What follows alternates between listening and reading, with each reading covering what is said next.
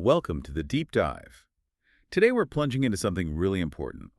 How our global food systems, how they deeply affect our health and social justice. We're going to unpack a fascinating study, a meta-narrative mapping exercise looking at health equity. Right, making sure everyone has a fair shot at being healthy. Exactly.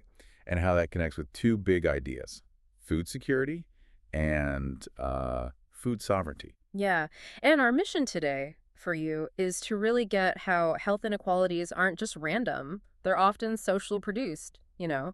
and directly tied to our food systems. Okay. We'll dig into why one idea, food security, has kind of taken over policy and research, Right. while the other, food sovereignty, which seems less explored, might actually hold huge potential for real change. Okay, let's start breaking that down. Food security. Most of us have heard that term, right? Definitely. It's been a big deal in global policy since, the 70s, defined as everyone, always, having physical, social, economic access to enough safe, nutritious food. Yeah, that's the standard definition. It sounds pretty solid. But looking at the source material, what are some of the maybe hidden challenges with this approach? Well, this is where it gets interesting. While food security sounds great, the sources point out that how we do it often leans towards technical market-based option. Technical market-based. What does that mean exactly? It means it fits easily into public health programs, things like that. But the potential downside is it can become very individualized, focusing on, say, personal responsibility or charity. Ah, I see. Which can sort of inadvertently sidestep the deeper issues, the root causes like poverty or income inequality. Right. So it raises that question you mentioned. Are we just treating symptoms, just Yeah. making sure people have access today without fixing the underlying problem? Precisely. Are we just putting a Band-Aid on it? Okay, so it seems like there's a focus on access, but maybe not enough on the power dynamics behind why access is unequal. Exactly. Is that where food sovereignty steps in? Does it offer a totally different way of thinking? Absolutely. It's a stark contrast. Food sovereignty emerged, defined in 1993 by La Via Campesina, this international peasant movement. Okay. And it's way broader. It's a call for communities themselves to democratically manage the resources needed for food, land, water, seeds, Democratic management, that sounds fundamentally different. It is, and it's explicitly critical of the dominant economic system, the sort of neoliberal approach that often pushes privatization over community control. Wow, okay, that's a major shift. And the research focus, the numbers you found in the sources are pretty telling, aren't they? Oh, incredibly so. The review found, get this, 1,414 citations linking food security and health equity, 1,400, okay. but only 18 linking food sovereignty and health equity, just 18. 18. Yeah.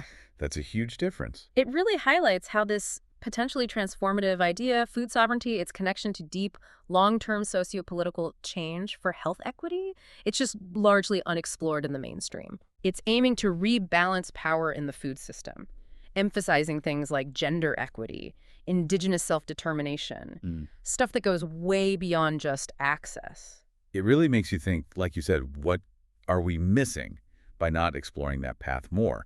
It's clearly not just about handing out food. It's about changing who holds the power. Now, theory is one thing, but the sources gave some real-world examples, right?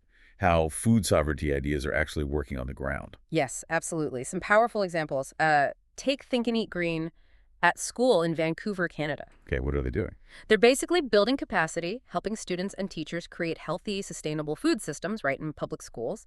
School gardens, cooking skills, farm to school. So hands-on learning. Exactly. And connecting food literacy directly to bigger things like climate change. It shows change can start right there in education. Interesting. What else? Then there's the Opepan Napu and Cree Nations Food from the Land program, also in Canada. Indigenous-led. Yes, it's about reestablishing traditional land-based ways of life.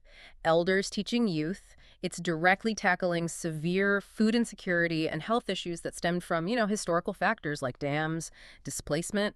It's really a pathway towards decolonization and self-reliance, using food as the vehicle. That sounds incredibly powerful. Any others that stood out? Yeah, one more. Growing Power in Chicago. Chicago. Okay. This nonprofit tackles structural racism, economic inequality, using food access as a rallying point. How so? through urban farming, school gardens, specifically in underserved minority areas.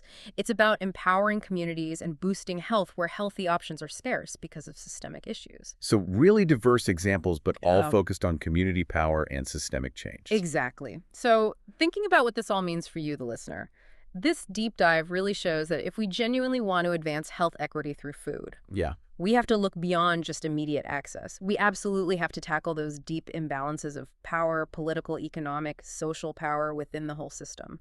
Right. So the big takeaway seems to be that building healthier lives isn't separate from social justice.